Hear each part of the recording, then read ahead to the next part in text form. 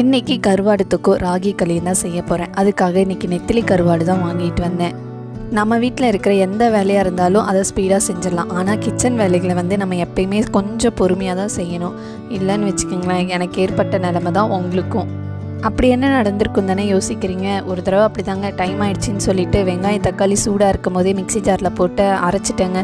அப்புறம் என்ன நடந்திருக்கும், வீடு ஃபுல்லாக தெரிச்சிருச்சு. நல்ல வேலை எனக்கு எதுவும் ஆகலை.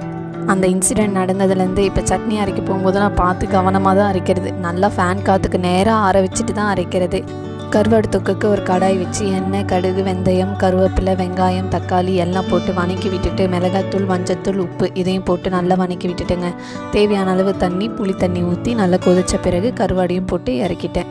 இன்னொரு பக்கம் ராகி களியை செஞ்சுட்டேன். இந்த மாதிரி உருண்டை பண்ணி சாப்பிடும்போது இன்னொரு உருண்டை சாப்பிட்லான்ற ஒரு ஆசையும் வரும். அதுக்காக தான் இந்த மாதிரி உருண்டை பண்ணி சாப்பிட்றது.